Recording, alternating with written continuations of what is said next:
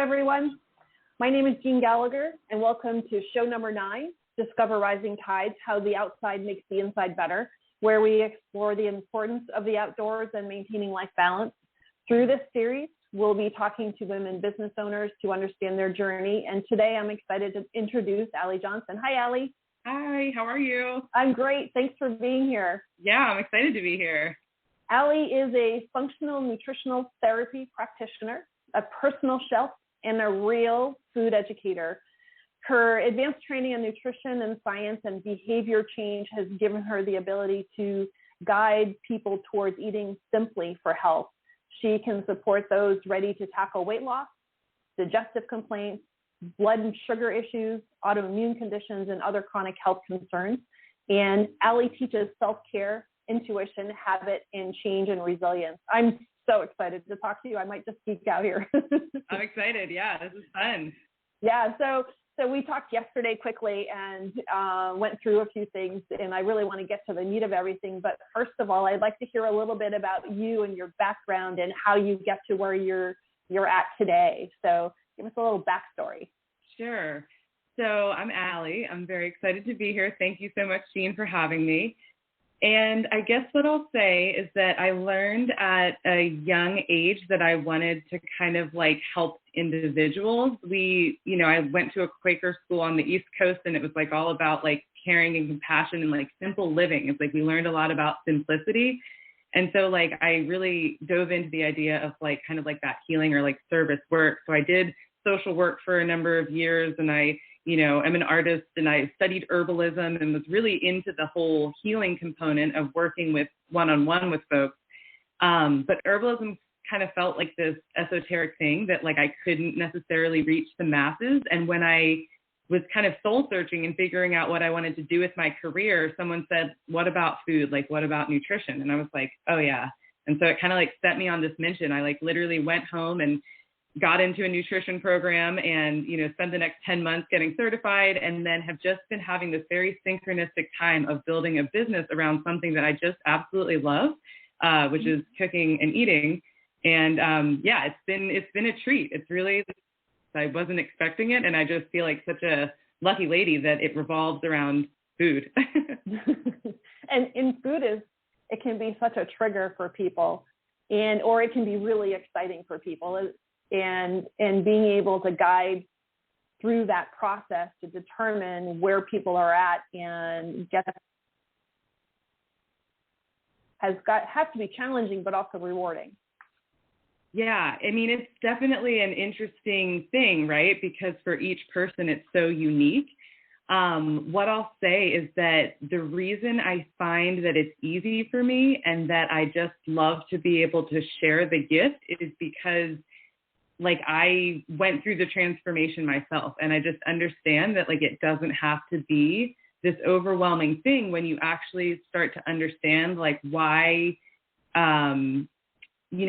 people are eating the way they're eating and that kind of thing. So it's, I just feel like I can share my gift because I can share my story really clearly. And then I can also guide you in some of the practices that I've used to make it easier, because it is a practice, right? It's like riding a bike or playing piano. Like you wouldn't just sit down at a keyboard and try to hammer out a new song. It's like you have to like practice for, every single day. And that's how feeding yourself is. Like you have to be in the kitchen, getting your hands dirty. And so I can kind of guide people in how to make that, more organized, more fun, and a process that just feels good instead of like this overwhelming task that we have to do every day. Yeah, that's a great point. And so tell us a little bit about your story. Sure. In terms of getting into nutrition both actually. So how getting into nutrition, but also really about your story and what you've experienced that helps you help clients. Yeah.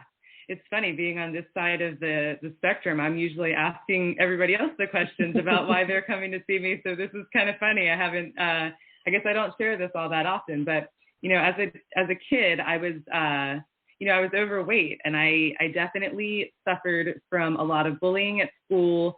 And even like within the context of my family, sometimes it felt like I just didn't feel comfortable in my own skin. And so at that point, it wasn't a conscious decision like, oh, I'm going to change this. But I think it was hurtful for a small person to kind of get like picked on. Mm-hmm. And so as I grew up and started realizing that I could make different choices and that I could, use my body in ways that were different, I moved to Colorado and, established myself in the mountains. And that is kind of where I started realizing that like, oh, if there's goals that you want to set for yourself, you need to be able to take care of the vessel in order to get to those goals. And for me, it did just correlate to like the top of big mountain peaks. It's my thing. It's like, I love like climbing and mountaineering and mountain biking and, all the outdoor sports. And so, for years, I think I struggled to understand like how to keep myself. There's a different number of different components to it, right? It was like how to keep myself physically fit enough and with the energy and the motivation enough in order to want to work towards these bigger goals in, the recreation world. And then the other component is like how to keep my mental stamina strong enough in order to be able to accomplish some of these bigger goals. And what I found is that it was like part education, it's like learning how to do it effectively. And then also like the deep dive into the soul and like really figuring out like why this is important to me so that I could take the steps towards a healthier lifestyle. And I could take the steps towards feeling better most of the days, and that's taken effort. I mean, I won't lie. It's like I've had to rethink how I do a lot of different things, including structure my time during my day, including how I, act in the kitchen, including how I bring things into my home. All of these different components go into this kind of like healthy lifestyle, healthy living thing. But what I'll say is that I feel really good. And I feel really confident in myself, which is new. Like when I was younger, I didn't. And so that's a real plus. And it just feels like kind of an honor to be able to like take care of myself really in a way that feels good. It's like, it doesn't have to be this, onslaught of negativity all the time. It can be an easy and a fun thing. That's great. Thank you. Thanks for sharing that. And I think our relationship with food and our relationship with social media and with all the noise that we hear coming in at us is so challenging. And the thought is you need to eat less so that you look better. And I noticed for me personally, thank goodness, my daughter's a nutrition coach. And finally, I got on the bandwagon. And when I started to really pay attention, and I eat fairly healthy, but when I started to pay attention to what I'm consuming and what ratios of things I'm consuming, I found that I can eat more. I should be eating more, number one, and that it's okay. Yeah. And it's okay to fuel your body. And especially, like you said, fueling your body for activity is even way more important. Yeah. And so that's my why, I mean, it has just been a way for me to build confidence and to challenge myself is to do some of these big outdoor projects, but for different people, it's going to look other ways. So for some people, it might be like gardening. It's like they have this huge, massive piece of property and it's like, that's what gets them going. It's like, that's what they want to focus their attention on. For someone else, it might be their work. It's like, I don't have the energy, or I want the energy to be able to just put this into my passion and my work and get it out there. So I think like identifying your why is so important, because then when someone tells you, hey, you should eat more protein, or hey, like consider cutting back on, refined carbohydrates, then you're like, oh, okay, because I want to be able to go do this thing, right? So, I mean, I think that when it comes to working with individuals around food choices, like it's important to like develop that kind of connection to yourself and like, why is this important to you? Like, what is it that you're going to get out of making changes? Because if you don't buy into that, it's like, it's going to be difficult, to make things last.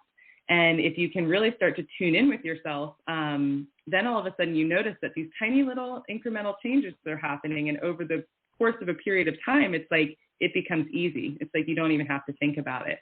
So that's part of what I'm like working with on the clients that I, support is like, let's tap into what is important to you and how we can use that in order to, formulate a plan that really allows you to be successful. So how do you help clients figure out their why? That sounds like it would be really difficult. Is it? You know, it's funny because I use a number of different processes for teaching and engaging with the people I work with. And I feel so lucky that, you know, as a business owner, I'm able to do that. So I, you know, have a couple of different facets of my business. First, I'm the nutritional therapist. And so that really is like a one-on-one relationship where, you know, we're using assessment tools. We're potentially looking at numbers and like lab work. You know, I'm interviewing the person using kind of techniques to elicit information from them. And then together we're, you know, making a plan that seems realistic by having the individual themselves say, hey, like, these are the things that I know are my struggles. Like, you know, what can we brainstorm as a way to kind of act a solution on something that I'm already working with? So that individual counseling component is one way that like we can discover the why, and we can do it together by, again, like using some of these assessment tools and having conversations and being able to be engaged. Even sometimes in my kitchen, I'll like flip my camera around and actually be like, here's the avocado oil I use, or like, here's the apple cider vinegar that I'm drinking every morning, so that people can start to see, like, what is it? Like, what does it look like in a kitchen? Because I do this stuff, you know, religiously because it makes me happy and it's like my passion. So that's one component of business. Interestingly, you know, during the pandemic, and even prior to that, you know, I see people that want to make the changes, but perhaps they're suffering from like a health condition that is really inhibiting their ability to actually enact some of the things we discuss in the kitchen. And so I started a chef business, you know, where I was focused on looking at people's specific health needs, you know, really geared towards gut dysfunction, maybe Crohn's disease or colitis. Worked with a number of folks that have autoimmune conditions that really need to eat this very specific type of diet. And so another way to teach is to show, right? Is to show and to provide. And so it's like, you know, I write up a menu each week and I cook and plan and shop and execute this meal delivery service that then the person gets to say, oh, like, potatoes and cabbage, like on a plate with this organic sausage, like that's not that hard. I might be able to do that. So it's like almost like a tool that I use to like start to gear them in their way of like, you know, kind of making some of their own foods. And it actually has worked really successfully. I've had great opportunities to work with individuals that have taught me so much about my own cooking abilities. And then also, you know, having them in the kitchen with me periodically or doing Zooms to catch up and provide feedback. Then it's like all of a sudden they're starting to see what this looks like. Like, what does it actually look like in play to eat like lots and lots of vegetables and beautiful real foods for every single meal. So that's really an interesting. Yeah, no, that's an interesting take on it too, because I would think that if you're going to say, here, you need to make these changes, and you give them a piece of paper, it's overwhelming. And it's easy. There's so many reasons not to change. But if you're able to provide, here's the food, so they can actually physically see it. And the next step is for them to take it over themselves and do the steps that they've been doing. But their step is to go shopping or take on the grocery piece. That's really a unique take on that. Yeah. And I think it's important too, because what I see in my individual counseling with folks, while we make huge headways in identifying the needs of the body and the numbers, and they can't taste. And so if they have not had experience in the kitchen and they just genuinely don't know what it's like to chop up delicata squash and red potatoes and carrots and maybe like a rutabaga and sprinkle olive oil and salt and pepper on everything and roast it till it's golden brown, it's like me saying that as many times as I possibly can won't necessarily let it sink in. But when they get that opportunity to taste, it does start to induce some changes, because they're like, like that's good. And like, it didn't seem like it was that hard. So, and especially with the menus that I'm providing too, like I'm giving reheating instructions, you know, I mean, that's an important part of food. It's like I'm giving storing instructions and pairing instructions and all of these different things. So I think it is this like interactive way for people to start to like learn a little bit about food, which is interesting. Of course, that's confined to my local area. And so, you know, again, there's been so many different facets that have shifted as a result of COVID. And, it's, you know, although it's been difficult, it's also been an opportunity, which is going to go into that third, you know, kind of business model that I'm working with right now, which is these online education programs. I used to host, prior to the pandemic, a kitchen transition program, and it was in a commercial kitchen. I could only have 10 people in at a time. I sold it out 3 times before the pandemic hit. But we would get in the kitchen, and I would bring just tons of vegetables, tons of oils and vinegars and seasonings and spices, you know, some sort of good quality protein. And we would talk. We would talk nutrition. We would talk blood sugar and immune system health. We would talk reducing inflammation and, you know, increasing healthy fats in order to do so. And we would have this beautiful conversation and then cook a meal together. And just, you know, what a cool experience for all involved. I mean, I loved it. It like literally made me feel like I was like through the roof because it was just so fun and we were all sharing the food together. You know, obviously since the pandemic, it's like we haven't been able to be in the kitchen together, which, you know, I can't wait until that's a reality again. But there's something magical that has happened for me personally during this time. And that's that I've learned to be in my own kitchen and still disseminate that information in a way that's helpful, that's visual, that's not as tasty as I would like, because obviously we're in the digital format, but that's profound. People like really start to learn like, oh my gosh, okay, like this is how it looks. This is how it feels in the kitchen. And, you know, I feel grateful for that because it's kind of cool and I'm excited to launch. I mean, it'll be, I'm assuming January of next year, kind of in the process of finalizing everything. But, you know, that gives me like yet another opportunity to spread this information and to help people feel supported in their journey towards healthy eating, because we all need that. It's like we're not designed to do things alone, you know? And so like creating this space has just been such a fun thing for me. That's amazing. And I would think the in-person part, it also ignites all the senses too, right? So there's the sense of smell that they might not have experienced if they don't have any cooking experience. So you don't know what it smells like when you're sauteing vegetables and they're starting to become, the oil hits and each individual, and you throw herbs on it, and it just, the aromatics just start to evolve, right? And that's such an important piece for helping people stick with their why. Yeah, 100%. And I hope that, you know, as I continue moving forward in these education, you know, platforms online, that I can provide the space to even practice that from the comfort of your own home, right? So like I've got like kitchen transition checklists and like, you know, homework assignments, and that's part of it, right? It's like, smell what butter smells like when it's browning. Like put your nose over that pan and like whiff it, because it is just so good, right? Like maybe an example would be like go to the grocery store and purchase cardamom or, you know, nutmeg, or like a spice that maybe you don't know much about, and like have that sensory experience be part of the program. Because you're right. I mean, there's just no, there's nothing better than being in a kitchen full of people and sharing in culinary treats, as far as I'm concerned, you know? And we miss that. We don't have that, you know, I don't know whether, I blame everything on social media, but social media is taking away some of that dynamic, the multi-person dynamics. I think we're becoming so separate and don't talk to each other as much. We're so busy.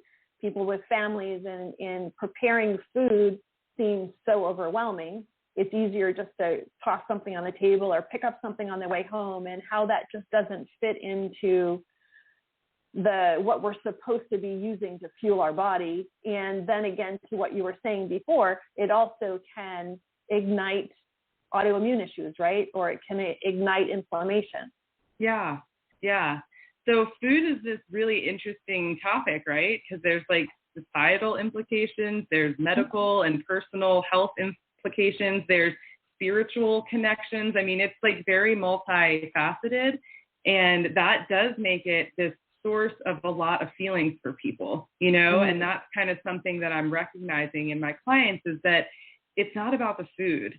It's about what's driving them towards the food and how they feel when they receive the food. And your body's going to receive food that's real, that's from Mother Earth, that's, you know, grown with care, that's prepared with care, and that's shared with another individual. And our food culture, unfortunately, in this, you know, in our society, is like really shifted from being, how do we find this to survive and thrive, to how do we do it as fast as possible without having to get our hands dirty. And, you know, it's a shift that happened as a result of kind of like the Industrial Revolution. So like a while ago.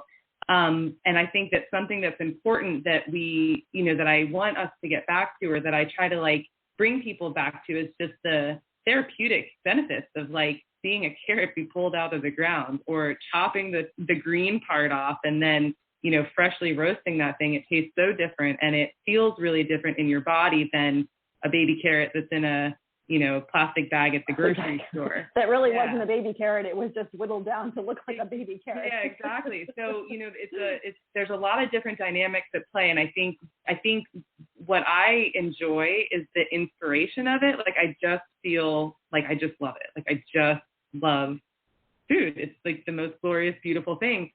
So if you feel shame around your food, or you feel guilty, or every time you eat, you feel bloated, or maybe, you know, you're suffering from a health condition that you know is related to like some lifestyle stuff, it's like, that doesn't feel good, right? Like, you're just constantly like in this place of like telling yourself these negative messages. And I think my message to folks is that like, it doesn't have to be like that. It's about being conscious with how you consume. It's being conscious with how you shop and you cook. And it really is, like you said, like, it's this opportunity to come together over something that like people historically have loved. Like, people have feasted for forever. And so like using it as this framework to like bring the family together, or to bring friends together, or to, you know, bring strangers together in a random classroom setting. I'm good at that. Like, that's like, what a cool opportunity, right? Like, it's awesome. So yeah. So what do you think that transition period, or this is probably a hard question to ask, or a hard question to even answer, because everybody is different, but what do you think that, is there a common transition period as people are learning to accept and identify that food is good, to starting to learn how to feel themselves, and then getting to the other side and realizing that, yes, I do need, and yes, it's so much better? I mean, is there a time frame? What are people, are there common threads of people that kind of fall off the wagon, if you will, and then get back on? And how does that work? It's a good question. I'm going to start by speaking from personal experience, and kind of share just a little bit about my story. And then I can go into like what I see with clients. I started kind of in 2015. I mean, I had been on like in herbalism school. I was like out collecting stuff in the desert in Arizona, like making teas and like just thinking it was cool. So, I mean, I've definitely had like more of like a background in this, but in 2015, like I just was probably at my heaviest weight that I had ever been at. My energy was just on the floor. Like, I never felt motivated. And my speech, it sounds strange, but my speech, like, I was not clear and concise in how I was able to dictate. And it was noticeable. I mean, I just didn't feel very well. And so I started kind of pulling back on like grains and gluten, as a result of literally a 5-minute conversation with a girlfriend who I thought knew better than me at the time. You know, I was just like, oh, she must know, so I'm going to try it. And sure enough, just started to see some shifting, you know, in those areas, my energy, you know, my weight, and then also kind of my clarity, I would just say overall clarity. So, you know, I started, and I'll tell you, it's been this tiny little incremental baby step journey ever since then. And like, sometimes I turn around and I like run the opposite direction, and then I'm like, oh wait, but that doesn't feel as good. And so then I keep, you know, moving towards what I know to be true, that is the cleaner I eat and the more sleep I get, the water I drink, less alcohol I drink, like exercise I get, so on and so forth, like the better I feel. So it's like this navigation of like, some days I'm just in it and it's like so easy. And some days it's like, no, I'm like kind of having to like figure out what I want to really fuel my body with. And that was back in 2015. It's 2021. So that's like 6 years. And I think the reality is like, it will never end. Like it's just a journey that you're going to be on every day, because it's something you have to do 3 days, you know, 3 times per day, is to figure out like how to eat and what to eat and when.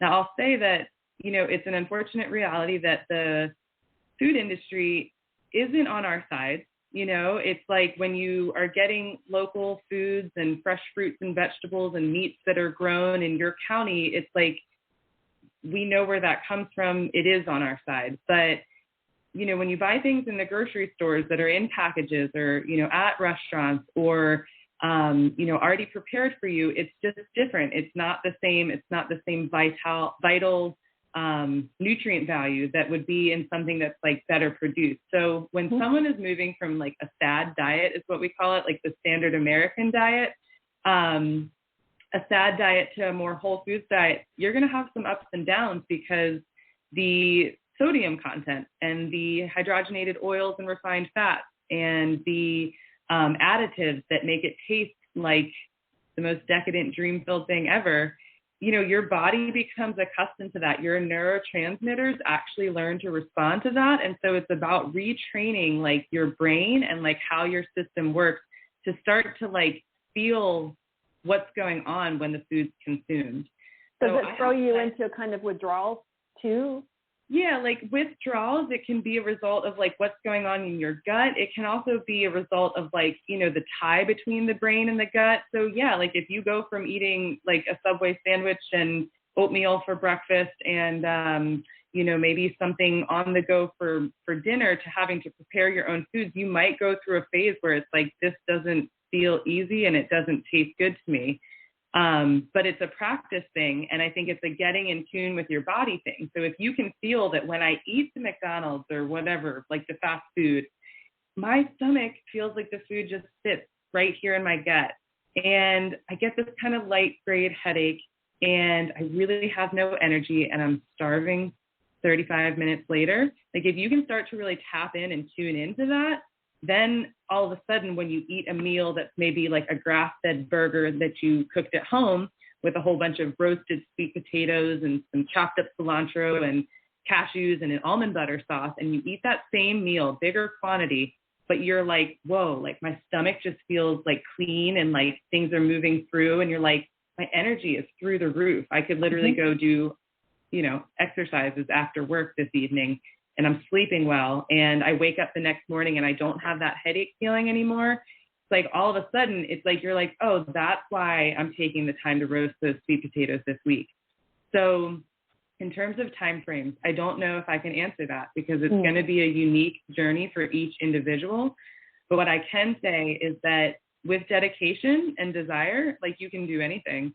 And like I genuinely believe that for each individual, and that we all have the resources on our side. It's just about using the tools that you have available to you and really knowing how to use them right. And I think that that's too where you come into play and help boost people when they're in the downtrodden pieces to say, no, you're doing a great job. And yes, this is hard, and being able to coach them through to the other side. Yeah, definitely. And like show them what they need in order to be successful. So again, like that kitchen transition program, like it's designed as this like blueprint guide to show you like the exact steps necessary to keep your kitchen. It's just always stocked and ready to go. So it's like, instead of it being like, oh, like, am I going to do this? Am I going to do that? Or it kind of takes some of the like the guessing work out of eating healthy, because it's like if you know you have these certain ingredients all the time and you know that they can be used in so many different ways, it's like all of a sudden you start to realize that you can make meals quickly and easily without it having to be this huge, overwhelming task. And honestly, when it starts to become this thing where it's like, I make this food that tastes so good, I just can't stop eating it, yet my weight's going down, my energy's going up, I'm sleeping better, my doctor says my blood pressure is down. It's like, then all of a sudden it's like, oh, okay, cool. Like, I'm going to keep using those same tools. Like, that's easy. Mm-hmm. And so let's talk about relationship with food for a second. What do you see? What are the spectrums of how do people feel about food, and how do you tackle that? It's an interesting question that I have not spoken much about out loud, so you'll have to bear with me as I work through it in my own head. again, I like to speak from personal experience just because, I don't know what's going on for other people, but I do know what has gone on for myself and where I'm at currently. And I think that one feeling that used to come up for me frequently was shame. Like I would eat what I knew was not good food, and I would not feel great in my body, and yet somehow like it would make me feel shame and guilt. So then it was like this looping in my head of like, there was a lot of like other negative things that came through as a result of that. And I do know for people, I've been working with clients for 4 years now. It's like, that's not necessarily like a word or like something that people would come in talking about frequently. But I think that in being an empathic person and just a relatable person and someone who, is very in tune with others, that I see that in others frequently, right? It's like they know they should be doing this or that, and yet they're still stuck in the same patterning. And so my assumption is that kind of this inner voice that's talking to them that is probably not saying the nicest things. And that's what keeps us stuck. And that's part of what needs to be looked at as you try to move forward in any goal, whether that's to climb the biggest mountain, to secure a huge grant for your nonprofit, or to feed yourself really cleanly every day. It's like, you got to kind of start to uncover what's going on underneath. So that would be one side of the spectrum, would be that guilt and that shame or that confusion, disorganization, that feeling of lackluster motivation, like, ugh, like I have to do this again. How does this work? Like I see that frequently. On the other side of the spectrum is, I think, positivity, and enthusiasm, like, ooh, like, oh man, it's lunchtime and like, I'm hungry right now. Like, what could I do? What could I do that's flavorful and salty and briny, but sweet and gives me a crunch, but isn't a chip and, gives me some salt. Like, it's like on the other side of the spectrum would be this, like this wonder and this like creation and this like enthusiasm where it's just like, okay, like I kind of know what I need to do. I know what I need to prepare, and like, I'm going to do it and it's going to satisfy.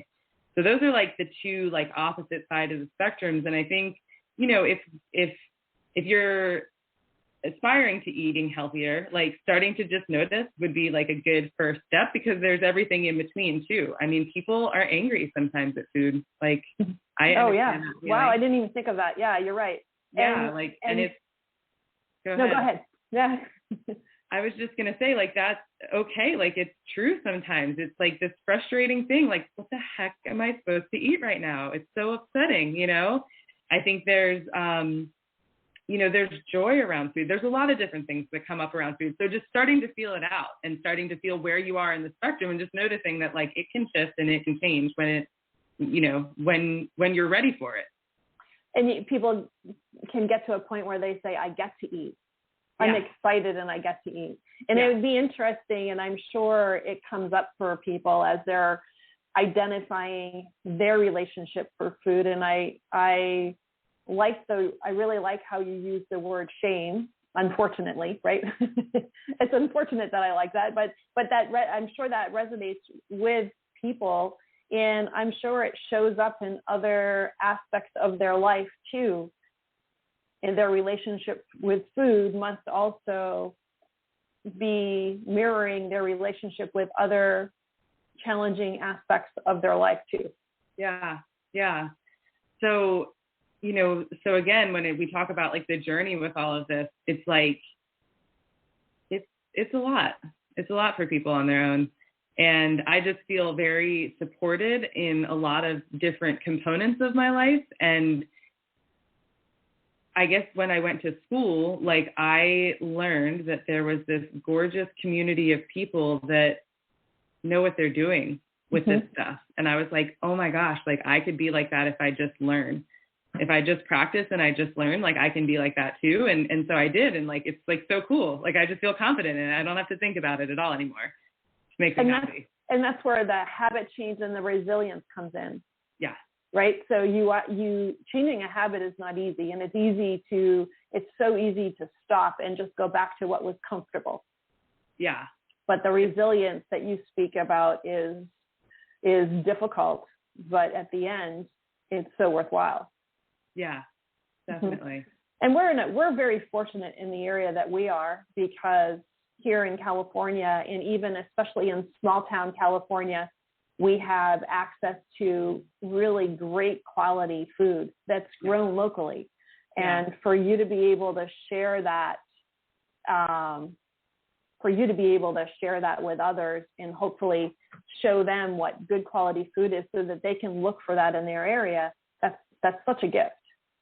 Yeah, definitely. And just noting that, again, we all have to kind of like maneuver through this in our own realms, in our own lives. And so to get some support about the basics and about the framework, I think can really serve people no matter where they live. Because you're right. I mean, we live in Northern California, where it is just a food mecca.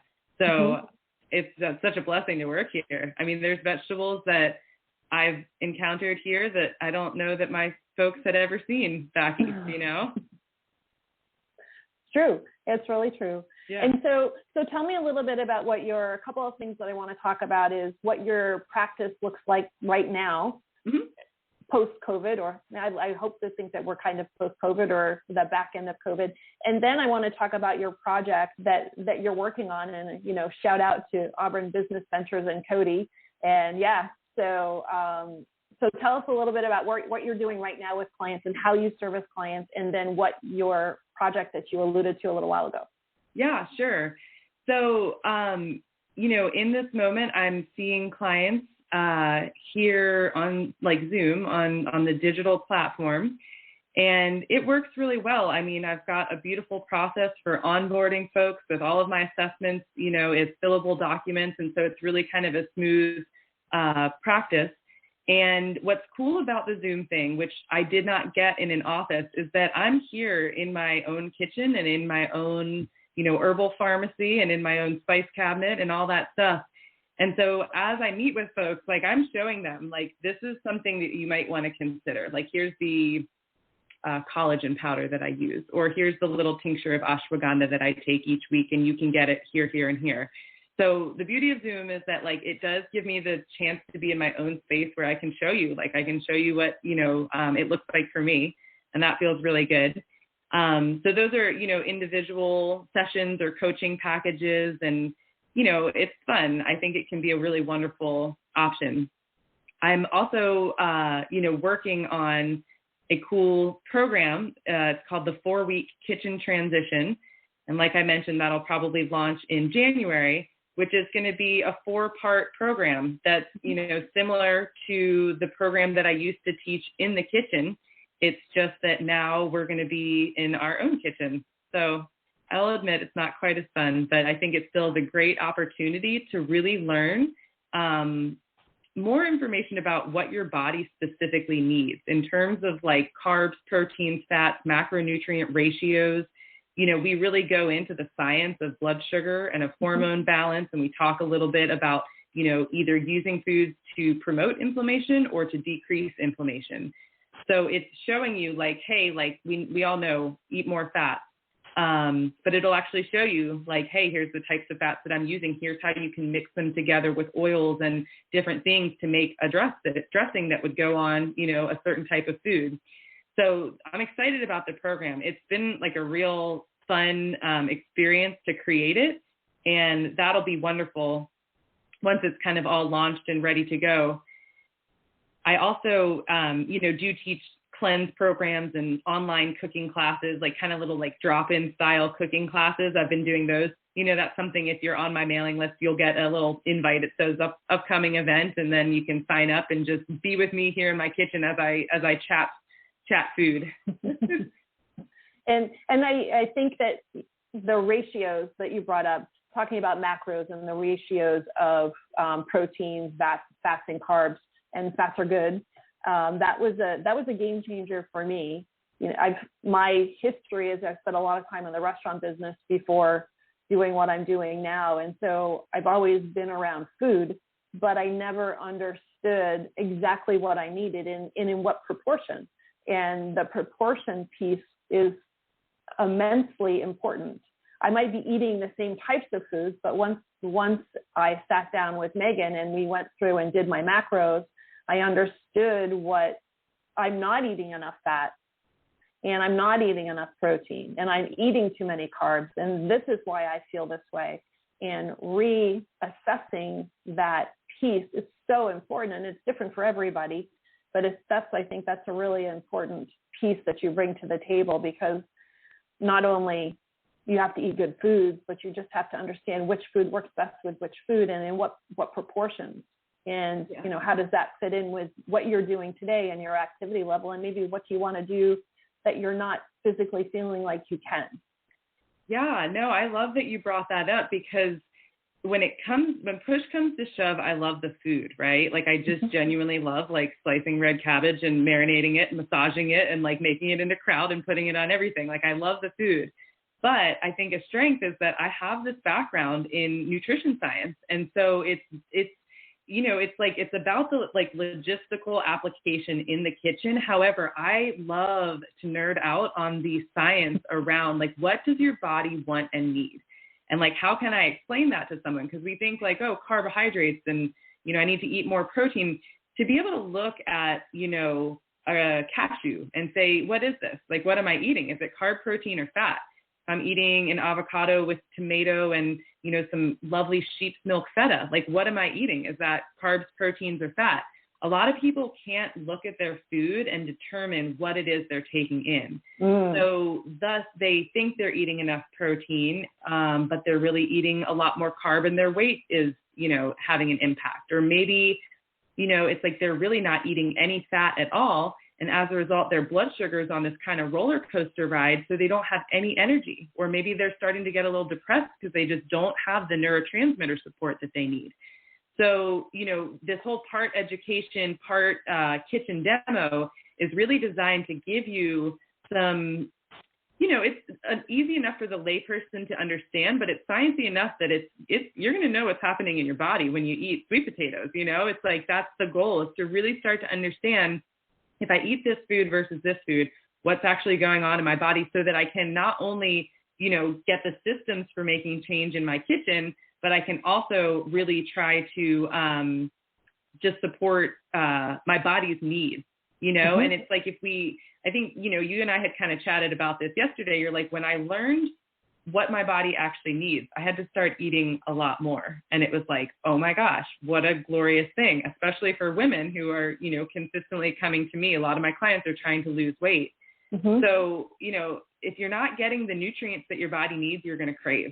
And, we think about cravings for like chips or crackers or pretzels or ice cream or whatever it is. And the reality is, it's like, that's your body telling you, like, I need nutrients.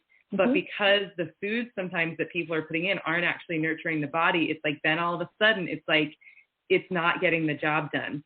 So yeah, like, part nutrition education helps you understand like what it is that your body needs, what foods is it actually looking at and looking for. And like, the part kitchen demo is actually showing you, how can I chop it all up and put it together to make me satiated and have fun with it. That's great. It is the full picture, and the science part is what people, I think that's the part that's so overwhelming, and that's the piece that you can feed, if you will, to people, and take the confusion out of it and just make it clear, because it's not as hard as you think it is, and you're giving people an opportunity to learn that. That's fantastic. Yeah. So let's talk a little bit about the outside, because that's really the important part, right? Because that's what we're doing all this. We're eating well so we can be outside. And so how does that work into your life, and how do you find that affects you, and what do you like to do? Well, if this is any indication, on Saturday night, I was up with some friends in Truckee, and one of my buddies was like, you want to go to Yosemite and climb Cathedral? Which I don't know if you guys have heard of Cathedral, but Cathedral is this gorgeous, huge 800-foot slab of granite that you get on the top, and it's literally about the size of a picnic table up there. It's gorgeous. I have some pictures on my Instagram if you guys want to check it out. But yeah, in terms of food and recreation, I I will admit that I'm a little extreme. Like, it has been a passion of mine to put myself in these alpine places that just make me feel minuscule. It's like my church, right? Like, I get up there and I'm just like, yes. Like, I'm just like, yes, this is life, you know, and this is me feeling good in my life. So I know that that's kind of extreme, but, you know, food has been this vessel for me to create the body that's capable of doing that. And when I was younger, and even through my 20s, when I, you know, was probably partying too much and drinking too much and, you know, not really taking care of this thing, I didn't have the capacity to do these big projects. And it's by nurturing myself, you know, it's like taking baths after big days and getting to bed at 8 p.m. so that I can wake up at 4 a.m. and start hiking, and, you know, eating the Lara bar that's got the almond butter sprinkled with chia seeds and cocoa nibs and chopped up walnuts so that I've got enough fat and protein to get me up the hill. It's like, that is a big reason why I've, you know, fueled the system so effectively and why I continue to do it. So yeah, climbing is my main sport. I just love it so much. I knocked off, you know, I set a goal for myself 8 years ago when I moved to California. It's this knife edge traverse in Yosemite called Mathis Crest. And I got it this year. Like, I did it this year. Yeah. Very and it cool. was just like one of those things. I was like, wow, you set that goal for, this was back when I like wanted to be a climber. Like, I so badly was like, I want to be a climber. And I was like, if I do that, then I'm a climber. And it's like, I did it this year. And I'm like, woo, like, what can I do next? That's fantastic. Yeah. That's amazing. That's amazing. So tell us how people can get in touch with you. Sure. Yeah. So it's just Allie Johnson Wellness, and that's pretty much across the board. I've got Instagram, Allie Johnson Wellness. My website is alliejohnsonwellness.com, and then Facebook, same thing. So just to clarify, it's ALI, because obviously there's a number of spellings, but yeah, find me on Instagram, I think, is a great way, just because I take so many gorgeous pictures of my food and post them. And I also take pictures of my kind of epic outdoor adventures and put them up there as well. So Instagram and Facebook, you know, the content goes in both of those places. And then, you know, through the website, I think we talked about this, Jean, I'm developing a really cool online quiz that is going to be part of my website. And it's awesome because it's kind of helping you to discover like what your personal food style is. So really helping you to like capitalize on your culinary strengths, and then figuring out like what areas you might need to improve so that you can start to make like steps towards whatever goals you're working on. And it's been a fun process to create because it's like these identities, right? Like different people have different styles in the kitchen. Maybe they are more traditional. Maybe they're more eclectic. You know, maybe they like things to just be very basic. And so kind of identifying like what your style is in the kitchen will help you to figure out like what strengths you bring to the table so that then you can really start to crush in all of your culinary adventures. Wow, that's exciting. That'll be looking forward for the quiz. That's fantastic. That just really pull everything together for people too. Yeah. Great. So thank you. I think we could talk forever. This has been great. So before we go, do you have a thought that you'd like to leave us with? Let's see. There's no reason to leave your taste buds feeling lackluster. Nice. Thank you, Allie. Your life. Yes. Thank you so much, Allie. You're welcome. Thanks, guys.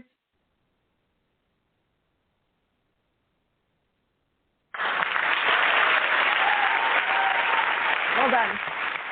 It's getting really dark on this end. Yeah, no, it's okay. It's not quite as bad as you think it is. Okay. I think